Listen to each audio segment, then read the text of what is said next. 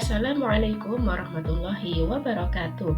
Perkenalkan, nama saya Aisyah, calon guru penggerak angkatan 8 dari Kabupaten Pasuruan. Saya mengajar di SDN Siar. Kali ini saya akan memaparkan aksi nyata 1.4 tentang budaya positif. Pada aksi nyata ini, saya melakukan diseminasi tentang budaya positif di sekolah.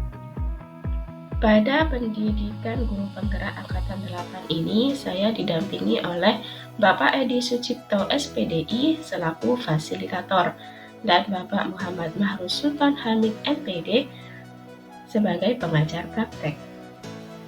Adapun rancangan dan tindakan aksi nyata yang saya lakukan sebagai berikut.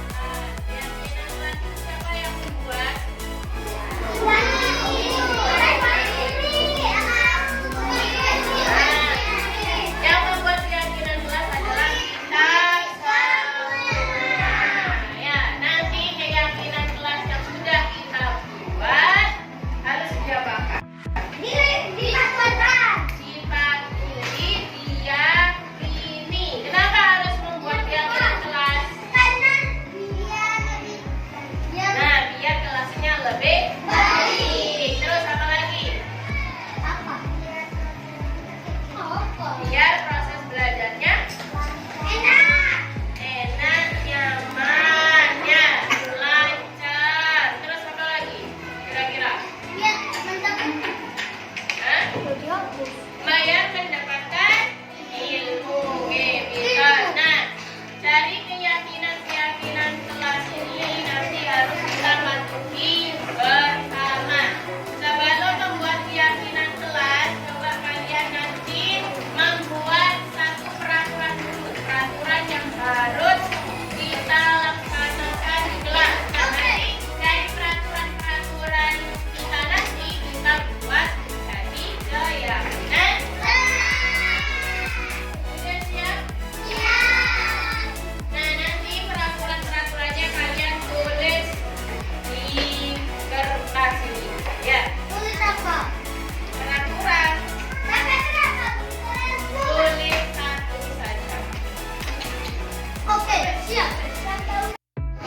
Sekarang coba sebutkan punyaannya Naro. Tidak boleh tidur di kelas. Oke, pintar. Ada yang sama dengan punya siapa yang sama? Naro sendiri. Oke, pintar. Ayo ditempel Naro.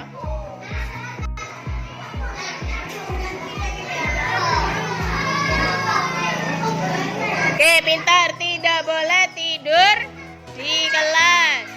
Sekarang coba sebutkan punyaannya Nuri. Punya Nuri apa? Jangan ramai. Siapa yang sama punyanya Nuri? Oke, pintar. Ayo maju. Ditempel di bawahnya seperti ini ya. Sudah dikasih nama? Oke, yuk silakan ditempel. Taruh di sini nak, sini. Nah, tempel sini. Nah, ya di situ. Oke, pintar. Sekarang ibu pengen tahu punyanya Nizam. Tidak boleh berkata jorok. Ada yang sama? Ada yang sama?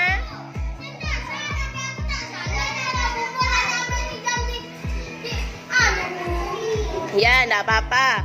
Ayo, yang sama dengan punya Nizam maju juga.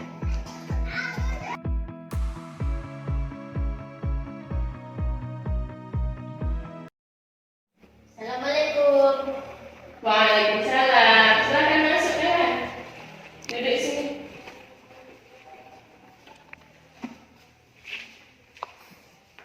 Kira-kira Rehan tahu nggak kenapa ibu panggil ke sini? Sudah Bu, Apa coba sebutkan?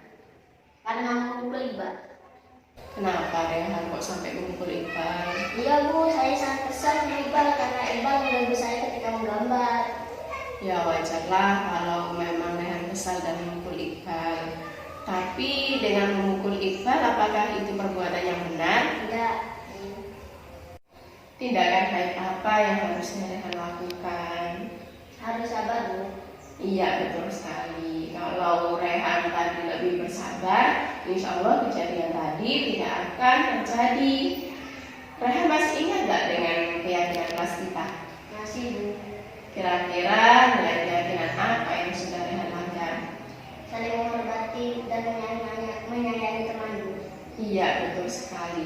Kira-kira apa yang akan dilakukan Rehan agar kejadian tadi tidak terulang lagi? Harus sabar dan bila ada anak yang nakal harus dilakukan Bu. Iya betul sekali. Itu tindakan yang bagus. Harusnya Rehan melaporkan dulu ke guru jika ada teman yang mengganggu dan harus lebih bersabar ya. Jadi tidak harus langsung memukul Iqbal ya. Kira-kira mulai kapan akan dilakukan? Besok Bu. Oke, benar ya, besok ya. Baik, mungkin diskusi kita cukup sekian. Semoga Rehan menjadi anak yang lebih baik dan kejadian tadi tidak terulang lagi ya. Baik, terima kasih. Rehan bisa kembali ke kelasnya sekarang.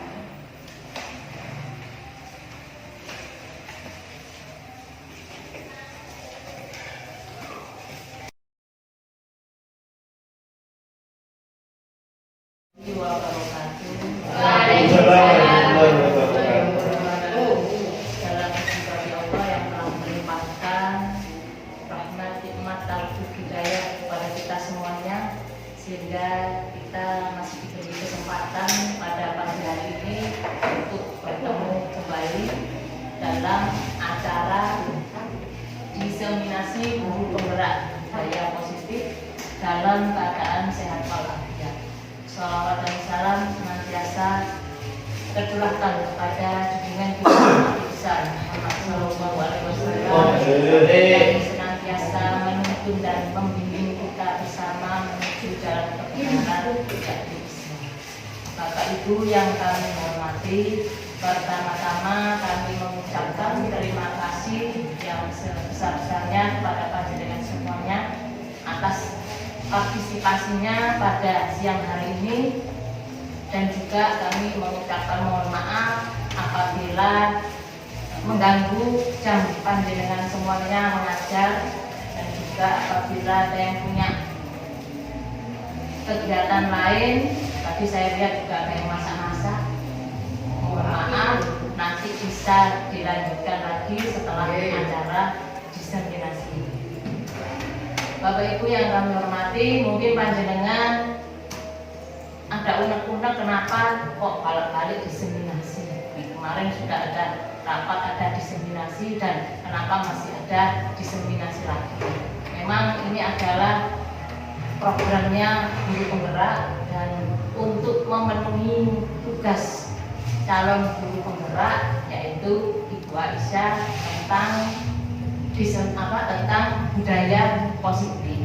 Untuk itu pada kesempatan ini kami mohon kerjasama panjenengan semuanya untuk mengikuti kegiatan ini, dan memang tugas kita bersama untuk senantiasa mendukung, mensupport, memberi semangat kepada Aisyah sebagai CDP, karena bagaimanapun juga ini adalah kebanggaan bagi lembaga ini, bagi kita bersama, bahwa di lembaga SDN Siar ada calon guru penggerak yang nantinya akan menjadi pelopor yang nantinya bisa menggerakkan Bapak Ibu guru semuanya dan semua kegiatan-kegiatan yang ada di lembaga ini. Tentunya harapan kami sesuai dengan moto guru penggerak, tergerak, bergerak, dan menggerakkan. Itu harapan kami mudah-mudahan Bapak Ibu guru yang lainnya juga akan bergerak dan kemudian bergerak dan bisa menggerakkan semua warga sekolah yang ada di lembaga kita yang tercintai. Bapak Ibu yang kami hormati, memang kita sebagai pendidik di dunia pendidikan ini memang ibaratnya seperti bercocok tanam. Guru sebagai petaninya, dan sekolah ini adalah lahan kita setiap hari.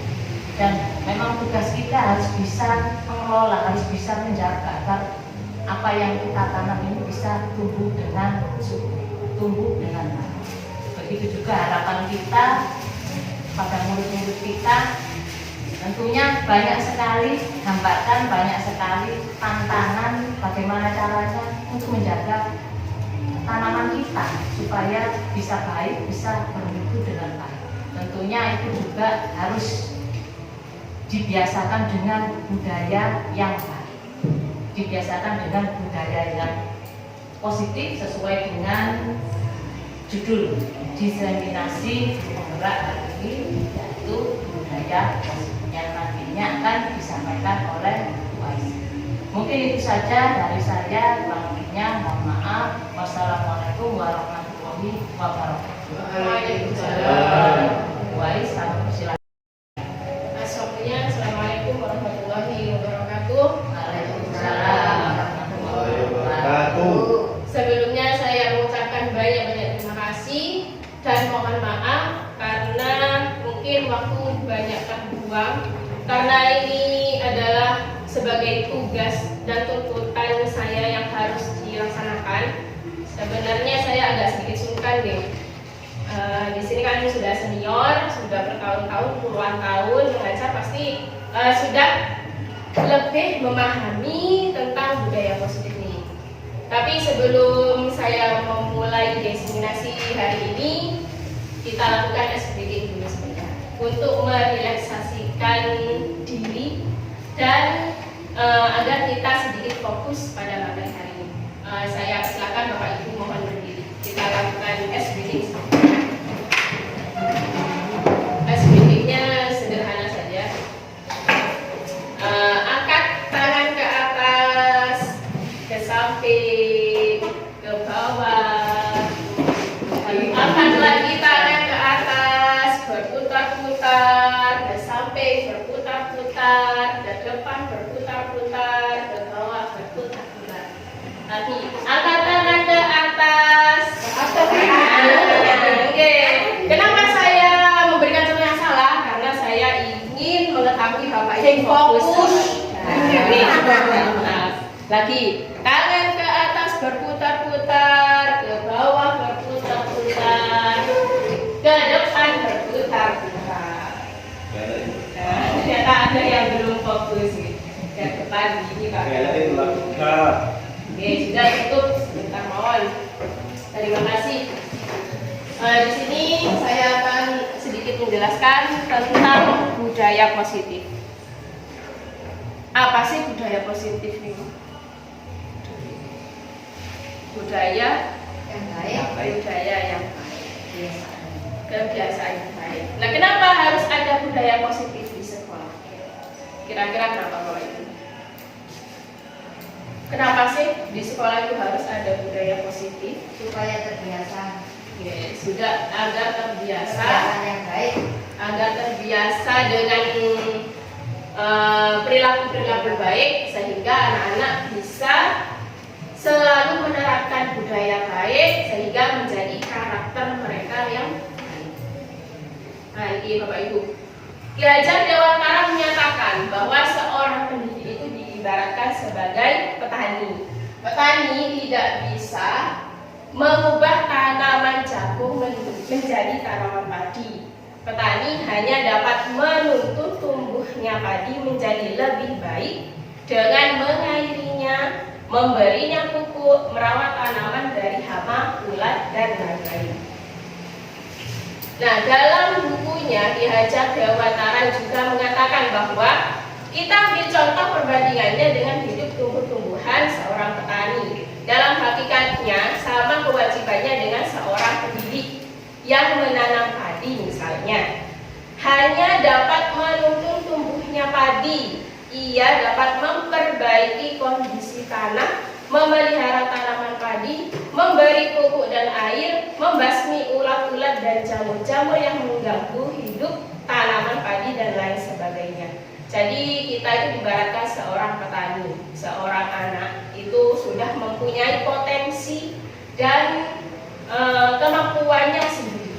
Jadi kita tidak bisa merubah misalkan anak yang suka menyanyi diubah menjadi anak yang suka melukis, itu tidak bisa. Kita hanya menuntun saja. Anak itu ingin apa, anak itu potensinya apa, kita tunjukkan, bukan mengubahnya. Nah, dalam hal tersebut pasti membutuhkan lingkungan sekolah yang baik. Contohnya petani agar tanamannya bertumbuh dengan baik, pasti dirawat dengan baik, kondisi tanahnya juga diperhatikan, perawat seperti memberi pupuk, mengairi, itu pasti dilakukan agar tumbuh padinya itu lebih baik. Sama halnya dengan pendidik. Jadi kita tidak bisa mengubah kodrat anak, kita hanya bisa menuntun.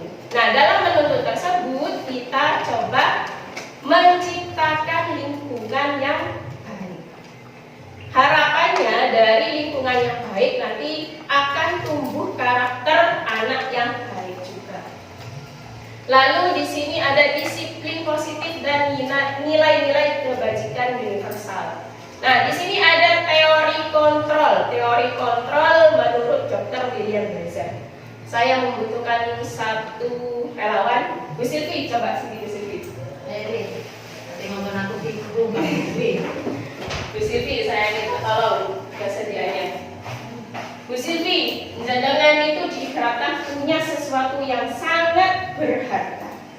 Jenengan genggam hal yang berharga tersebut, dan saya mencoba untuk merebutnya. Bisa jadi. Coba jenengan genggam apa yang menjadi hal yang paling penting, hal yang paling berpesan kepada saya. Coba buka. Ayo sangat ayo. Tadi tak kasih hadiah. Yang lebih berharga dari ini. Tidak mau. Ayo coba. Tidak mau. Buka. Tidak mau. Ternyata Bu Silvi tidak mau. Terima kasih Bu Silvi, boleh kembali ke tempatnya. Nah, kenapa saya melakukan praktek seperti itu? Kira-kira Bu Silvi akan membukanya apa tidak? Kalau saya meminta buka, kira-kira Bu Silvi mau buka apa tidak? Mau nggak? Tidak. Kenapa tidak? Nanti diambil. Nanti diambil karena berharga. Nah, itulah kenapa saya mencontohkan barusan. Karena yang memiliki kontrol atas benda berharga tersebut, yang memiliki kontrol itu ada Bu Silvi. Bu Silvi bisa saja membukanya dengan mudah. Nih, langsung, oke, bisa. Atau mempertahankan sekuat tenaga. Nah, itu adalah teori kontrol. Nah, jadi kontrol itu terjadi pada diri sendiri. Orang lain tidak bisa mengontrol kita. Oke. Nah, di sini ada beberapa miskonsepsi tentang teori kontrol. Yang pertama, ilusi guru itu mengontrol murid. Sebenarnya guru tidak bisa mengontrol murid. Nah, terus kenapa dia bisa nurut? Karena dia mau untuk dikontrol oleh guru. Makanya dia mau nurut, disuruh ini mau. Terus kenapa ada pembangkangan atau anak tidak mau nurut? Karena dia tidak mau dirinya dikontrol. Lalu ilustrasi yang kedua, bahwa semua penguatan positif, efektif, dan bermanfaat. Yang ketiga, ilusi bahwa kritik dan membuat orang merasa bersalah dapat menguatkan karakter. Jadi kita membuat anak itu merasa bersalah, itu katanya dapat menguatkan karakter. Ternyata hal tersebut itu tidak benar. Lalu ilusi bahwa orang dewasa memiliki hak untuk memaksa. Dari pernyataan tersebut, guru itu bisa memaksa murid. Sebenarnya tidak bisa. Kenapa dia bisa melakukannya? Karena dia mau untuk dikontrol oleh guru. Nah, apa nilai positif dari teori kontrol? Di sini ada perbandingan antara stimulus respon dan teori kontrol. Yang pertama, menurut stimulus respon, realitas atau kebutuhan kita itu sama. Sedangkan menurut teori kontrol, realitas kebutuhan kita itu berbeda. Itu pasti gitu. Si Jine membutuhkan untuk meningkatkan membaca, satunya mungkin membutuhkan peningkatan untuk menghitung. Setiap anak pasti berbeda. Lalu menurut stimulus respon, semua orang itu melihat yang sama. Sedangkan pandangan dari teori kontrol, setiap orang itu memiliki gambaran yang berbeda. Lalu kita mencoba mengubah orang agar berpandangan sama dengan kita. Apakah kita bisa mengubah orang untuk berpendapat sama dengan kita? Bisa. Okay. Nah, menurut teori kontrol kita berusaha memahami. Kita memahami pandangan orang lain terhadap dunia. Lalu perilaku buruk dilihat sebagai suatu kesalahan. Pokoknya sesuatu yang buruk itu salah. Menurut stimulus respon. Sedangkan menurut teori kontrol, semua perilaku itu memiliki tujuan. Orang lain bisa mengontrol saya. Menurut teori kontrol, hanya Anda yang bisa mengontrol diri Anda. Lalu saya bisa mengontrol orang lain. Anda tidak bisa mengontrol orang lain. Kalau memang bisa, berarti dia mau untuk dikontrol. Pemaksaan ada pada saat bujukan yang gagal. Kalau dibujuk sudah tidak bisa, berarti harus dipaksa menurut stimulus respon. Sedangkan menurut teori kontrol, kolaborasi dan konsensus menciptakan pilihan-pilihan baru. Yang terakhir, model berpikir menang kalah. Kalau teori kontrol, model berpikirnya menang dan menang. Lalu disiplin positif dan nilai-nilai kebajikan universal pada poin disiplin. Nah, ini pasti sudah sering terdengar ya, kata disiplin. Apa disiplin itu Bapak Ibu? Taat peraturan. Oke. Disiplin positif dalam budaya kita, makna kata disiplin itu menjadi sesuatu yang dilakukan seorang pada orang lain untuk mendapatkan kepatuhan. Jadi anak itu patuh kepada orang lain. Dan di sini Bapak Pendidikan kita Ki Hajar Dewantara menyatakan bahwa di mana ada kemerdekaan, disitulah harus ada disiplin yang kuat. Sungguh pun disiplin itu bersifat self-disiplin atau disiplin diri, yaitu kita sendiri yang mewajibkan kita dengan sekeras-kerasnya. Tetapi itu sama saja, sebab jika kita tidak cakap melakukan self-disiplin, wajiblah penguasa lain mendisiplinkan diri kita. Dan peraturan demikian itulah harus ada dalam suasana yang merdeka. Jadi kata disiplin ini harus termotivasi pada diri kita sendiri. Jadi ada motivasi intrinsik untuk berdisiplin. Jadi jika orang tersebut tidak dapat melakukan disiplin secara dirinya sendiri, maka akan ada orang lain atau penguasa lain yang akan mendisiplinkan kita. Lalu nilai-nilai kebajikan universal. Nah, apa sih nilai-nilai kebajikan universal itu? Nilai-nilai kebajikan yang disepakati bersama, lepas dari suku bangsa, agama, bangsa, maupun latar belakangnya. Jadi kebijakan universal ini tidak memandang suku, bangsa, agama, tapi mencakup seluruhnya. Nilai-nilai ini merupakan payung besar dari sikap dan perilaku kita. Atau nilai-nilai ini merupakan fondasi kita berperilaku. Jadi patokan kita untuk melakukan sesuatu itu berkaitan dengan nilai-nilai kebijakan universal. Nah, di dunia pendidikan salah satunya nilai-nilai kebajikan yang ingin dicapai oleh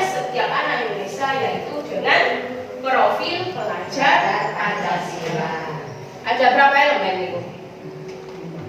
Ada 6. Itulah nilai kebijakan universal kita.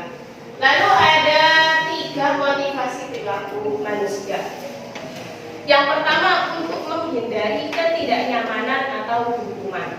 Jadi seseorang atau siswa itu melakukan sesuatu tersebut karena takut dihukum atau merasa dirinya tidak nyaman.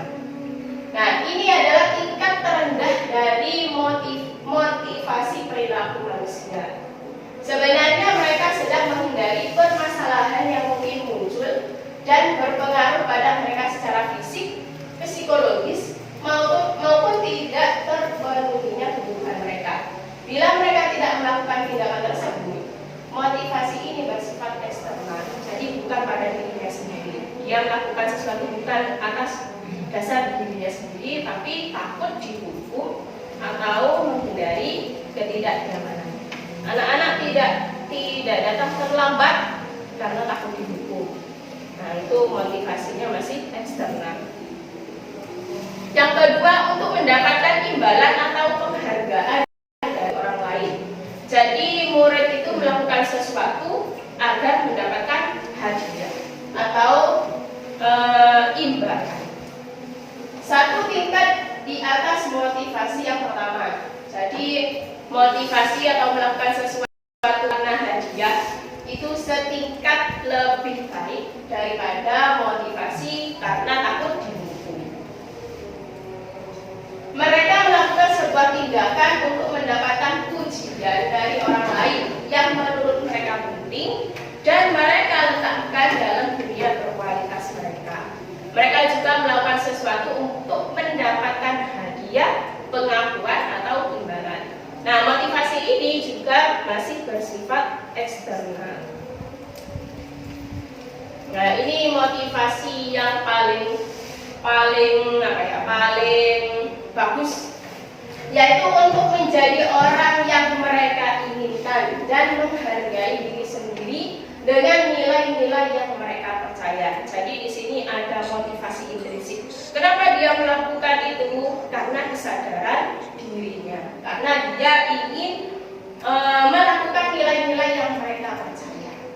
Mereka melakukan sesuatu karena nilai-nilai yang mereka yakini dan hargai. Dan mereka melakukannya karena mereka ingin menjadi orang yang melakukan nilai-nilai yang mereka yakini tersebut. Ini adalah motivasi yang akan membuat seseorang memiliki disiplin positif. Karena motivasi berperilakunya bersifat internal. Maka kita sebagai pendidik, bagaimana caranya agar murid itu mempunyai motivasi intrinsik. Jadi meskipun gak disuruh guru, ditinggal guru, mereka masih mempercayai, masih melakukan sesuatu yang menurut mereka itu baik. Lalu ada hukuman, konsekuensi, dan restitusi. Kalau hukuman, konsekuensi, ada dari kakak ini ada yang masih baru dari bapak ibu.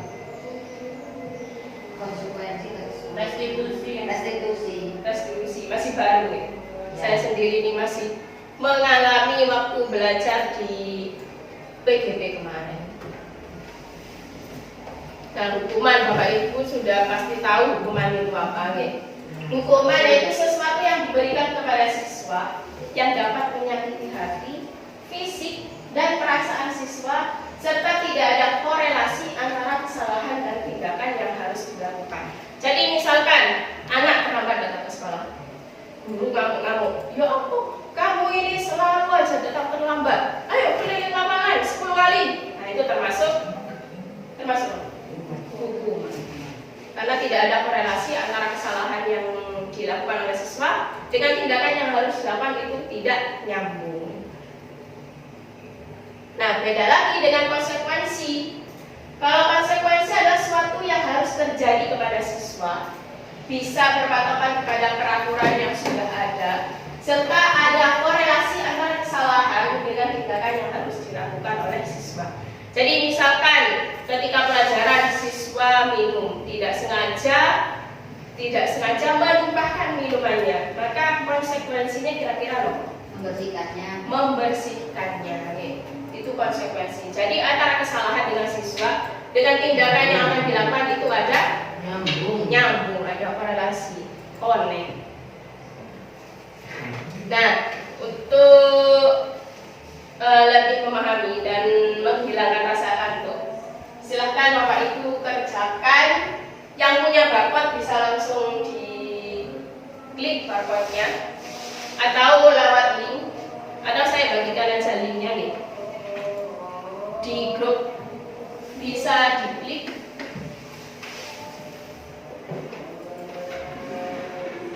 Sambil nunggu ada juga Bayu bisa di action. Nah, lalu ini ada kata dihukum oleh penghargaan. Nah, sebenarnya saya ketika awal mempelajari ini, dihukum oleh penghargaan kok iso, menimbulkan sebuah pertanyaan. Nah, ternyata menurut Alfikon, saat kita berulang kali menjanjikan hadiah kepada anak-anak agar berperilaku bertanggung jawab, atau kepada seorang murid agar mempelajari sesuatu yang baru, atau kepada seorang karyawan agar melakukan pekerjaan yang berkualitas, kita sedang berasumsi mereka tidak dapat melakukannya, atau mereka tidak akan memilih untuk melakukannya. Jadi sebuah penghargaan ini kalau dilakukan secara berulang-ulang itu tidak baik.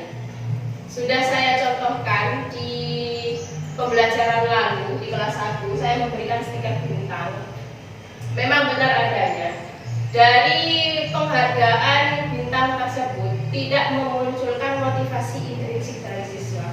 Ketika saya melakukan memberikan penghargaan stiker bintang, anak-anak semua melakukan berdoa dengan sungguh-sungguh, tanpa bercanda, tanpa guyon, sungguh-sungguh. Tapi di semester 2 saya sudah mulai menghapus penghargaan tersebut. Tapi ada dua hasil yang saya dapatkan. Yang pertama, siswa itu tidak berdoa dengan sungguh-sungguh, sambil guyon, sambil buka buku, sambil buka-buka tas. Yang kedua, ada siswa yang masih berdoa dengan sungguh-sungguh. Jadi dihukum oleh penghargaan ini sebenarnya tidak 100% benar menurut saya nih, tidak 100% salah. Karena memang ada anak yang ketika dia diberikan penghargaan secara terus ternyata motivasi intrinsiknya itu ada. Tapi ada juga anak yang ketika diberikan penghargaan berkali-kali itu motivasi intrinsiknya tidak ada. Jadi kalau sudah gak ada penghargaan, mereka kembali ke perilaku semula. Nah, jadi alternatif yang dapat guru lakukan jika kita tidak bisa memberikan hadiah atau penghargaan secara terus-menerus, maka kita memberikan apresiasi kepada siswa di akhir pembelajaran. Dan itu pun jangan diiming-imingi. Ayo, sopo sing meneh oleh ulangan apik tapi hadiah. Jadi gak usah diiming-imingi seperti itu. Jadi langsung mawon. Karena ini mendapatkan 100 maka ibu kasih apresiasi atau hadiah seperti ini. Jadi gak usah diiming-imingi dulu. Dan guru harus bijak dalam memberikan hadiah atau penghargaan. Nah, ini restitusi. Restitusi itu adalah sebuah pendekatan untuk menciptakan disiplin positif. Nah, jadi dari awal sampai akhir yang sudah saya jelaskan tadi, intinya adalah untuk menciptakan disiplin positif kita menggunakan restitusi. Apa itu restitusi? Restitusi adalah proses menciptakan kondisi bagi murid untuk memperbaiki kesalahan mereka, sehingga mereka bisa kembali pada kelompok mereka dengan karakter yang lebih kuat. Itu menurut Daigosen. Sedangkan menurut Chalsam-Wazen, restitusi juga merupakan proses kolaboratif yang mengajarkan murid untuk mencari solusi untuk masalah mereka dan membantu murid berpikir tentang orang seperti apa yang mereka inginkan. institusi ini ketika anak melakukan sebuah pelanggaran atau melanggar sebuah peraturan, kita harus menggunakan restitusi dengan menciptakan kondisi yang baik untuk siswa. Jadi siswa itu tidak harus dihakimi, tidak harus dihukum, tidak boleh dihadik. Kita harus menanyakan kepada siswa, kenapa siswa melakukan hal tersebut. Terus menanyakan apakah yang dilakukan itu sudah benar atau tidak. Lalu guru menuntun siswa untuk mencari solusi dari masalah yang mereka hadapi. Nah, bagaimana caranya? Langkah pertama yang mungkin kita lakukan yaitu membuat keyakinan kelas. Mungkin ini masih baru ya. Biasanya peraturan kelas sekarang diganti dengan keyakinan kelas. Kenapa keyakinan kelas? Kenapa tidak peraturan kelas saja yang sudah bertahun-tahun mungkin sudah terrealisasi sudah dilakukan. Nah, lalu kalau kita menanyakan kenapa keyakinan kelas tidak peraturan kelas, kita kembali bertanya, mengapa kita memiliki peraturan tentang penggunaan helm pada saat mengendarai kendaraan roda 2 atau motor? Kenapa kira-kira Bapak Ibu? Terjadi jatuh kepala Masih terlindungi. Intinya untuk keselamatan. Lalu, mengapa kita memiliki peraturan tentang penggunaan masker dan mencuci tangan setiap saat? Kenapa sih harus pakai masker dan cuci tangan? Menjaga kesehatan. Menjaga. Yang pertama tadi menggunakan helm untuk keselamatan, menggunakan masker dan cuci tangan untuk kesehatan. Polusi. Dari nilai keselamatan dan kesehatan itulah yang kita sebut dengan keyakinan. Nah, jadi peraturan itu kita singkirkan dulu. Kita ubah menjadi keyakinan kelas. Misalkan jangan datang terlambat. Jangan berbicara ketika guru sedang menerangkan. Jangan keliling. Nah, dari kata-kata yang negatif itu kita ubah menjadi kata yang positif. Cari nilai-nilai dari tidak datang terlambat itu apa? Nah, itu yang menjadi keyakinan kelas. Keyakinan kelas yaitu nilai-nilai kebajikan, bahwa menekankan pada keyakinan seseorang akan lebih termotivasi seseorang dari dalam. Jadi, misalkan kita menggunakan helm ketika bersepeda, nilai kebajikannya pasti keselamatan. Nah, kalau seseorang itu sudah yakin akan keselamatan, percaya akan keselamatan, meskipun tidak ada peraturan untuk menggunakan helm, insya Allah orang itu pasti memakai helm. Nah, itulah sedikit perubahan ke budaya positif di siswa. Seseorang akan lebih tergerak dan bersemangat untuk menjalankan keyakinannya karena nilai yang mereka yakini tadi, daripada hanya sekedar mengikuti serangkaian peraturan tertulis tanpa makna. Murid-murid pun demikian. Mereka perlu mendengarkan dan memahami arti sesungguhnya tentang peraturan-peraturan yang diberikan. Apa nilai-nilai kebajikan di balik peraturan tersebut? Apa tujuan utamanya sehingga anak menjadi tertarik? Contohnya, dilarang membuang sampah sembarangan. Nah, kita ubah menjadi nilai kebajikan yang baik. Kebersihan itu indah. Kebersihan itu sebagian dari iman. Kebersihan itu menciptakan lingkungan yang bersih atau nyaman. Nah, jadi diubah menjadi hal-hal yang positif. Kurang seram. Jangan kurang seram, kurang menakuti siswa.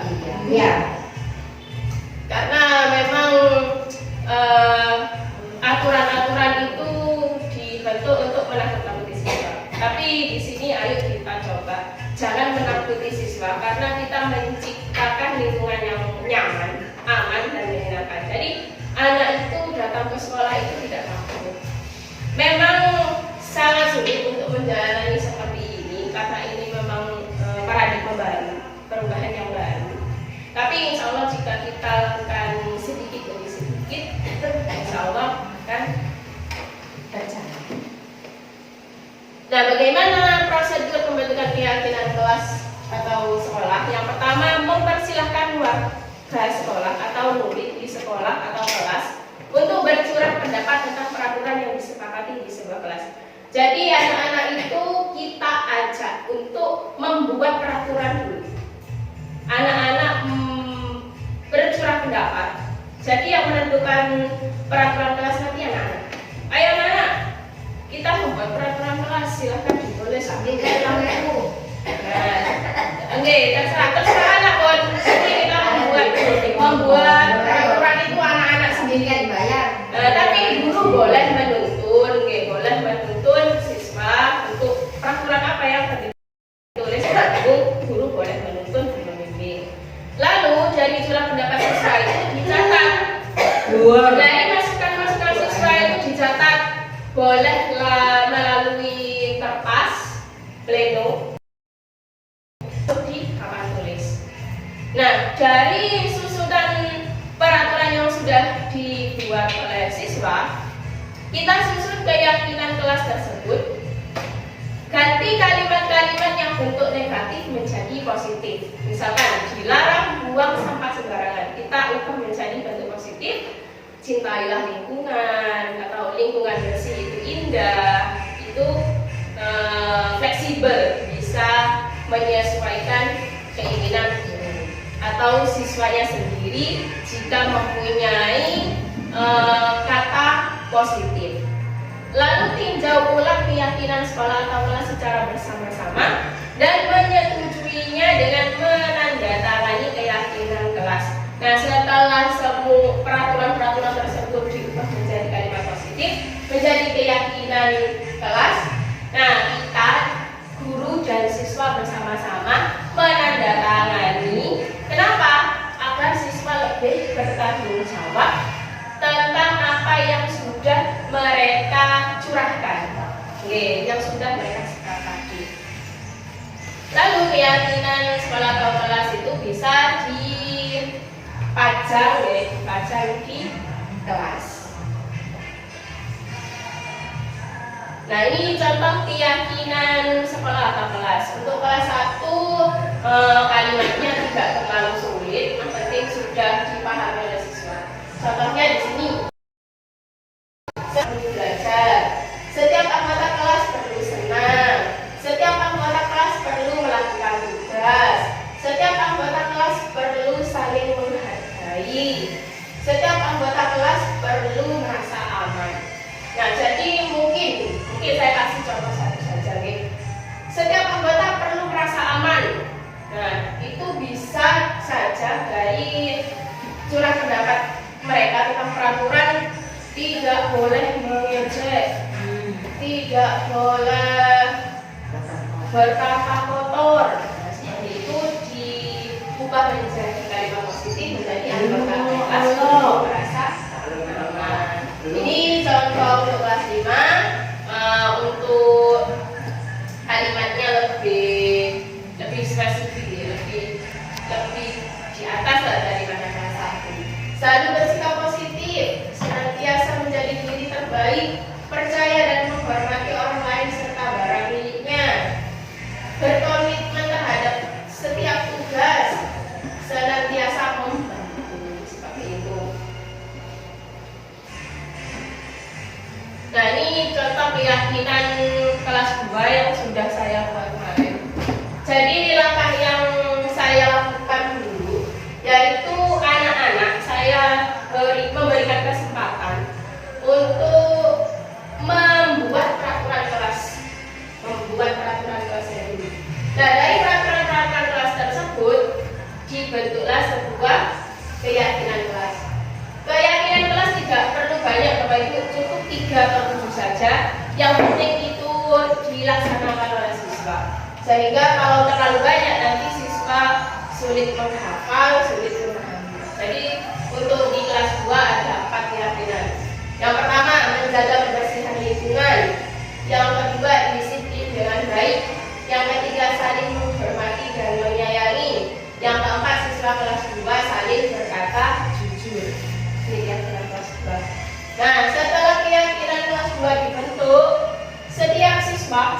siswa termasuk saya juga menandatangani keyakinan kelas tersebut. Nah, lalu ada kebutuhan dasar manusia. Ada 5 kebutuhan dasar manusia. Yang pertama, bertahan hidup, kasih sayang dan rasa diterima, kebebasan, kesenangan dan penguasaan. Nah, 5 kebutuhan dasar ini pasti dilakukan, pasti berusaha dipenuhi oleh setiap manusia, baik itu memenuhinya dalam hal yang positif maupun negatif. Karena setiap perilaku siswa, perilaku kita itu mempunyai sebuah tujuan yang mungkin mendasari adalah dari kebutuhan tersebut. Nah, sekarang kita buat kuis lagi. Ayo kita coba selesaikan permasalahan ini. Nah, ini kasusnya. Ini kasusnya Bapak Ibu. Nanti soalnya ada di link lagi. Dan saya bagikan linknya. Kira-kira dari permasalahannya Dinda tersebut, Dinda itu berusaha untuk memenuhi kebutuhan apa? Apakah bertahan hidup? Apa kasih sayang? Apa penguasaan? Apa kebebasan? Kok gak paham ya? Boten kulit tidak.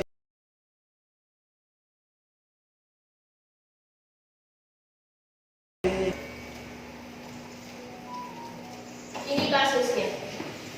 Dinda seorang anak kelas 3 SD.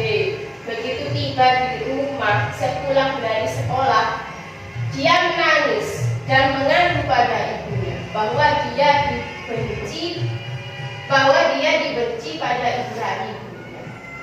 Menurut Anda, kebutuhan apa yang berusaha dipenuhi oleh Dinda? Jika jawabannya seperti ini, niku ada di dibenci. Dia benci. Dia nggak suka sama dia. Dia benci gurunya. Benci gurunya. Kasusnya ini. Anak kelas SD.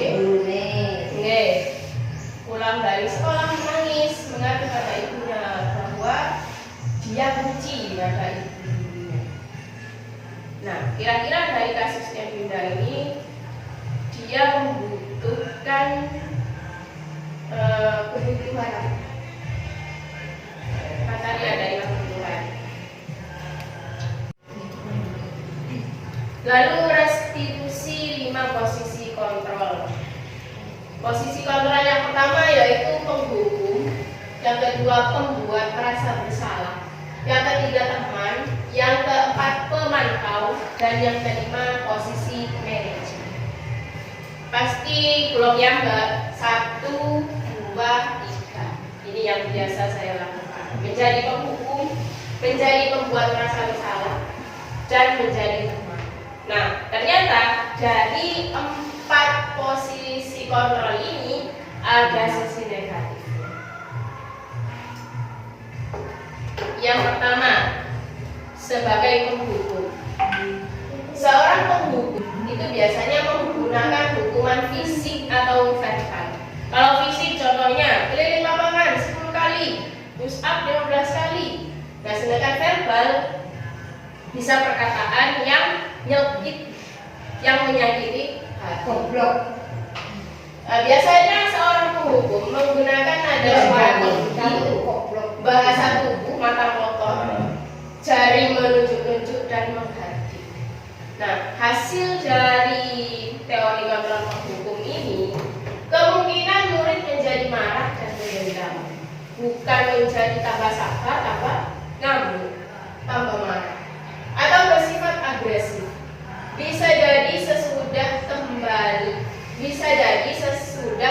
dulu, murid tersebut akan mencoret-coret bukunya karena merasa kesal atau meja tulisnya. Lebih buruk lagi, sepulang sekolah, murid melihat motor atau mobil bapak atau ibu guru dan akan menggores kendaraan tersebut dengan api karena merasa jengkel, mantel. Lalu membuat merasa bersalah. Pada posisi ini biasanya guru akan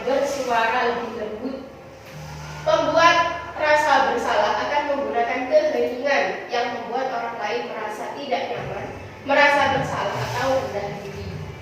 Jadi dari kata-kata yang lembut tersebut membuat sakit hati siswa dan siswa merasa rendah diri. Nada suaranya misalnya memelas, halus, sedih, bahasa tubuh merapat pada anak dan lesu.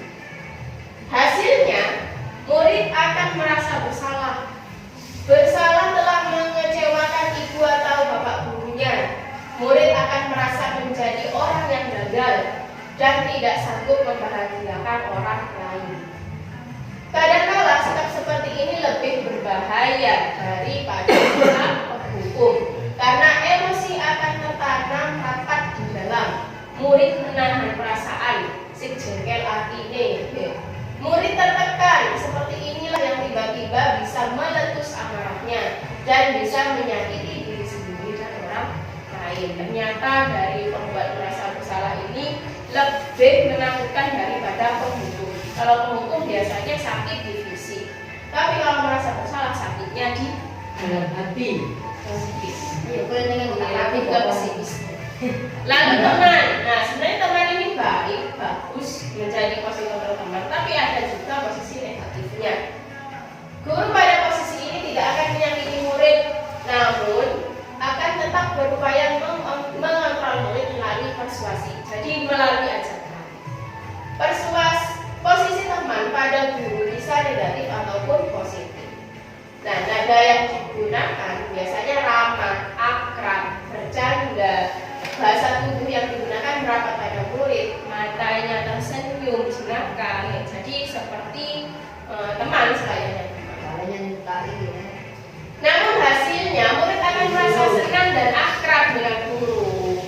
Muridnya merasa nyaman dengan guru tersebut.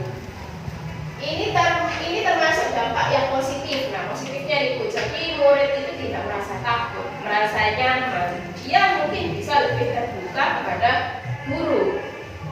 Namun sisi negatifnya, murid menjadi tergantung. Jadi murid itu bergantung pada guru tersebut. Nah, bila ada masalah, dia merasa bisa mengandalkan guru tersebut untuk membantunya. Akibat lain dari posisi teman, Adi hanya akan membuat sesuatu yang bila menyuruh adalah jika guru tersebut, guru yang dirasa nyaman itu menyuruh Adi, menyuruh seorang murid, maka dia akan melakukan. Tapi jika guru lain yang menyuruh, bisa saja dia tidak akan mau. Agelem di bawah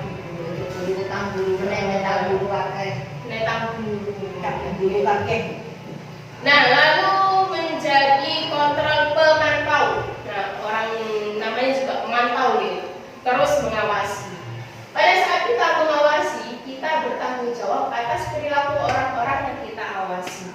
Posisi pemantau berdasarkan pada peraturan-peraturan dan konsekuensi. Jadi posisi pemantau ini patokane nang peraturan atau konsekuensi. Jadi kalau anak kan sebuah kesalahan pasti ada konsekuensinya. Dengan menggunakan sanksi atau konsekuensi, kita dapat memisahkan hubungan pribadi kita dengan murid. Nah, jadi misalkan murid itu sudah baik dengan kita, atau dulu murid dewi, tapi kalau sudah menjadi posisi pemantau, hubungan pribadi tersebut disingkirkan. Nada suaranya datar, bahasa tubuh juga formal. Hasil untuk murid bisa memahami konsekuensi yang harus dijalankan karena telah melanggar salah satu peraturan sekolah. Guru tidak menunjukkan suatu emosi yang berlebihan, menjadi marah atau membuat merasa bersalah.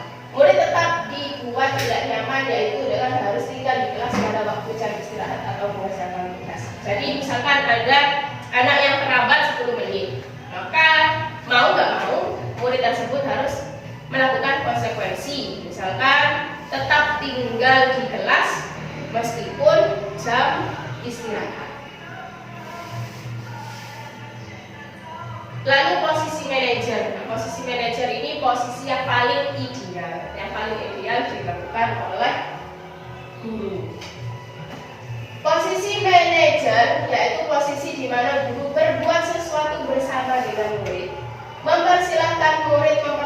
mempertanggungjawabkan perilakunya, mendukung murid agar dapat menemukan solusi atas permasalahannya sendiri. Nada yang digunakan tulus, bahasa tubuh tidak kaku dan mendekat ke murid. Pada posisi manajer, guru akan mengembalikan tanggung jawab pada murid untuk mencari jalan keluar permasalahannya sendiri, tentunya dengan bimbingan guru. Jadi jika anak melakukan sebuah kesalahan, guru tidak harus menghukum, tidak harus memberikan konsekuensi, tapi di sini guru menuntun murid untuk mencari solusi dari permasalahannya. Dan guru tidak langsung menghardik, tidak harus menentukan bahwa perilakunya itu salah. Jadi guru itu memahami kenapa anak ini melakukan hal tersebut, apa yang menjadi tujuan dia melakukan tersebut, lalu guru membimbing murid tersebut bagaimana untuk mencari solusi dari permasalahan yang sudah dibuat. Jadi di sini siswa bertanggung jawab sendiri, mencari solusi sendiri, guru hanya membimbing. Nah, dengan cara seperti itu, insya Allah siswa akan lebih menyadari dan mungkin tidak akan mengulangi kesalahan lagi. Nah, dalam posisi kontrol manajer itu kita bisa menggunakan dengan segitiga restitusi. Nah, segitiga restitusi ini ada 3 tahapan. Yang pertama yaitu menstabilkan identitas. Yang kedua, memvalidasi tindakan yang salah. Yang ketiga, menanyakan keyakinan kelas. Nah, jadi kenapa keyakinan kelas penting dibuat? Karena untuk melakukan restitusi tersebut. Karena di segitiga restitusi di akhir anak ditanyai tentang keyakinan kelas. Langkah yang pertama yaitu menstabilkan identitas. Apa sih menstabilkan identitas? Bagaimana langkah-langkahnya? Nah, bagian dasar dari segitiga restitusi menstabilkan identitas ini bertujuan untuk mengubah identitas anak yang dari gagal karena melakukan kesalahan menjadi sukses. Anak yang melanggar peraturan karena sedang mencari perhatian adalah anak yang sedang mengalami kegagalan. Dia mencoba untuk memenuhi kebutuhan dasarnya, namun ada benturan.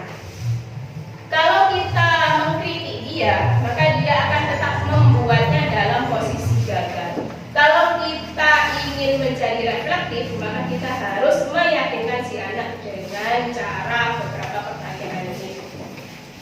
Jadi menstabilkan identitas ini tujuannya anak ketika melakukan sebuah kesalahan, sebenarnya mereka sadar bahwa dia itu salah. Nah, mereka itu menyadari bahwa dia gagal. Nah, dari kegagalan itu kita mencoba bagaimana caranya agar anak ini menjadi orang yang sukses. Sukses bagaimana? Bisa dengan cara menyelesaikan permasalahannya sendiri. Bisa membuat kalimat-kalimat seperti ini. Berbuat salah itu tidak apa-apa. Tidak ada manusia yang sempurna. Saya juga pernah melakukan kesalahan seperti itu. Kita bisa menyelesaikan ini, bisa membuat kata seperti itu. Pada dasarnya guru harus mengetahui bahwa setiap tindakan dari murid itu pasti mempunyai tujuan.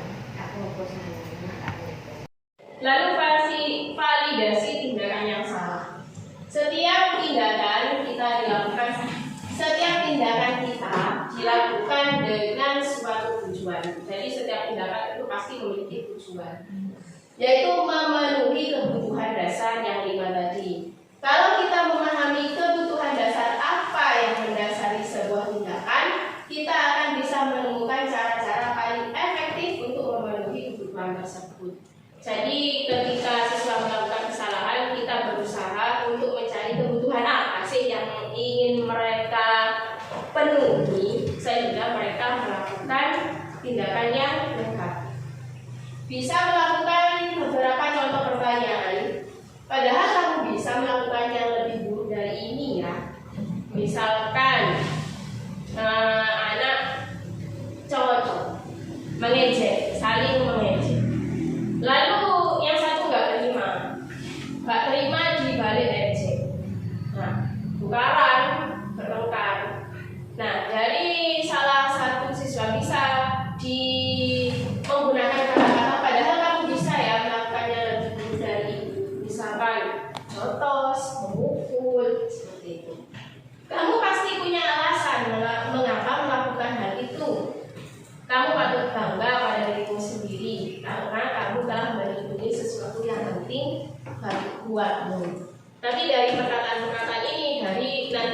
dikuatkan, sing salah iku apa?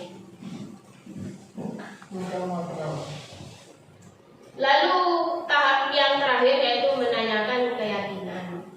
Dari teori kontrol mengatakan bahwa kita pada dasarnya itu termotivasi secara internal. Ketika identitas sukses telah tercapai di langkah 1 yang menstabilkan identitas tadi, dan tingkah laku yang salah yang telah divalidasi di langkah yang kedua, maka Anda akan siap untuk dihubungkan dengan nilai-nilai yang dipercaya. Jadi ditanyakan lagi keyakinan kelas kita apa? Kamu sudah melakukannya atau belum? Keyakinan kelas apa yang kamu langgar? Seperti itu. Nah, lalu ini ada beberapa contoh melakukan segitiga restitusi. Kasusnya terlambat sekolah.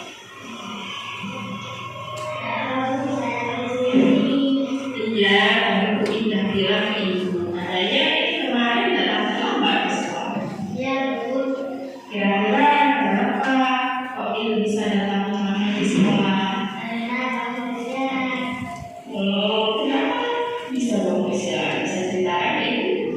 Karena kemarin saya lebih baru tidak terasa bermain dan sudah lupa sehingga bangunnya kesiangan. Iya, wajar sekali kalau ilmunya kesiangan karena terlalu sering main HP ya sampai larut malam. Ibu dulu juga pernah terlambat ke sekolah, tapi kira-kira dari kejadian kemarin, Im sudah melakukan keyakinan kelas kita atau belum? Belum, Bu. Kira-kira nilai keyakinan kelas apa yang sudah dilakukan oleh Im? Lalu bersikap dan berperilaku positif. Ya, betul sekali. Kira-kira apa yang akan dilakukan Im agar tidak terlambat ke sekolah lagi? Saya akan mengaktifkan alarm di HP agar tujuan tidak terlalu malam dan tidak terlalu saya jika saya belum bangun sampai jam 6. Iya, betul sekali. Kira-kira mulai kapan akan melakukan HP-nya dan kalau ibu? Mulai nanti, Bu, setelah sekolah ini saya akan mengaktifkan alarm di HP. Iya, bagus sekali. Semoga apa yang akan dilakukan ini bisa kembali lebih baik ya dan tidak terlambat lagi dalam sekolah. Amin. Terima kasih, Bu. Sama-sama.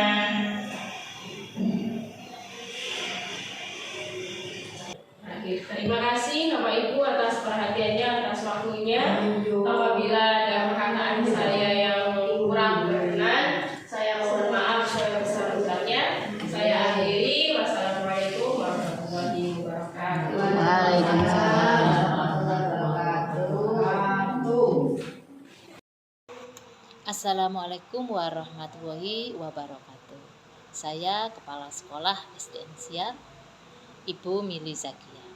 Alhamdulillah hari ini Bu Aisyah sudah memenuhi salah satu tugasnya sebagai guru penggerak, yaitu dengan melaksanakan aksi nyata tentang budaya positif dengan mengadakan diseminasi budaya positif yang ada di lembaga.